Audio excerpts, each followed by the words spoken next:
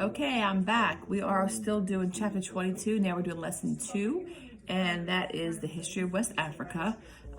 So for the history of West Africa, some things you want to know about is that West Africa has an ancient history, and was greatly influenced by things that you really don't talk about or know about, like herding societies where there were actually like shepherds and people that were in herding of animals. Also trading kingdoms. So this goes back ancient times. Also, how the colonial rule and slave trade of the Europeans had a huge impact on West Africa, which still continues today. So remember the whole triangular trade where they would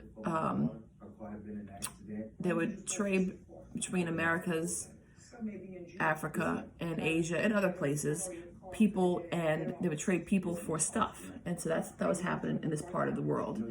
What else? Okay. So ancient times, you've got around 2000 BC, the Bantu people settled in West Africa. But over time they began to migrate, so they kind of spread out, moved out throughout the region about 1,000 years later. Arab Muslims conquered much of North Africa around the 700s AD, and they were trying to control trade, but also convert people to become to the faith of Islam. And there was also a group of people called Berbers, and they were in North Africa. Those people also converted to Islam in about 1000 AD.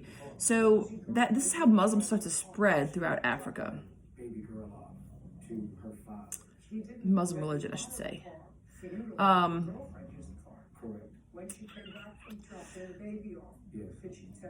Also, Mali and Songhai, so that's M-A-L-I, and Songhai is S-O-N-G-H-A-I, became powerful trading kingdoms in West Africa after the collapse of the Ghana Empire. Ghana is G-H-A-N-A.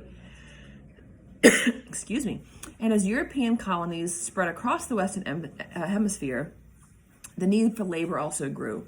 So you think about the colonization over the Americas and all other kind of parts of the world. They were trying to build things, they were trying to have plantations, and so they had a need for workers. Well, instead of getting workers from their own country, that's when slave labor and slave trade started to skyrocket. So slave trade skyrocketed as this region participated in the trading of enslaved people to the main countries were Portugal, Spain, and Great Britain. There were some others, but those are the biggest ones. Let's see if there's anything else I want to tell you about before I switch to the next one.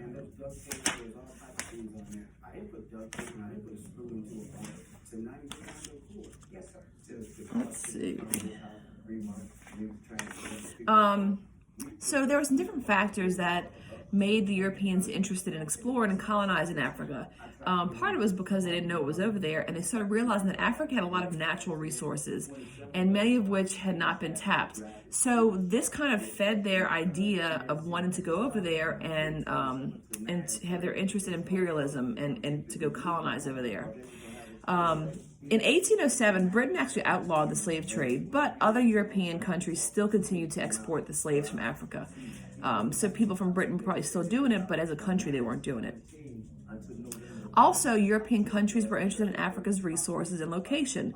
You had the Suez Canal that connected the Mediterranean to the Red Sea, which would shorten the trade and the travel routes. So it made the trade and travel a whole lot easier and less time consuming. Kind of like with the Panama Canal and those other canals we talked about that were there that helped. Those are the man-made canals, just like that Suez Canal.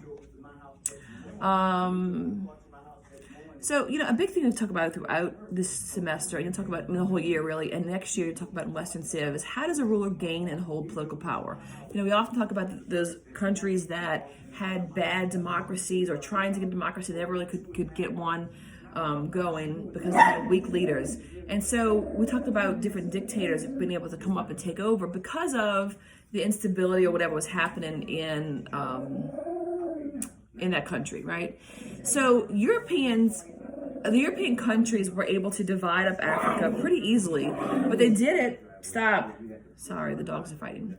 They did it without considering things though, like tribal and ethnic boundaries, because these people, hold on. Here, leave her alone. Piper says hi, she's getting big, look how big she's getting.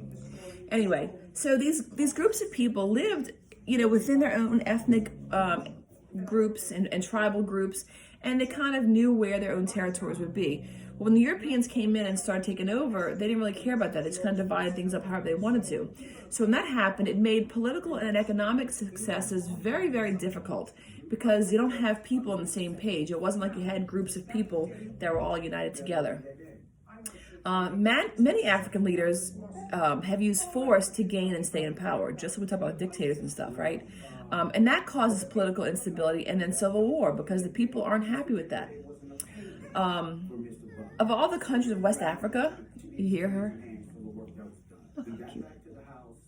Of all the countries of West Africa, Ghana was the first to achieve independence, which encouraged French and other British colonies in the region to follow. So kind of, spread the idea of independence. Okay, I think that's all I wanted to tell you. Let me just double check. Listen how cute she is. She wants to get down and go bug the other dogs. All right, I think that's it. So again, make sure you take notes on these. If you missed anything, go back and take some more notes on them. The test will be probably the end of next week. I have to look at my calendar. I don't have it in front of me. But I'll post all that. It'll be based off of your notes from these videos, okay? So if you have any questions, see me on Google Meets or email me. Bye, y'all. Have a good day. Piper, say goodbye.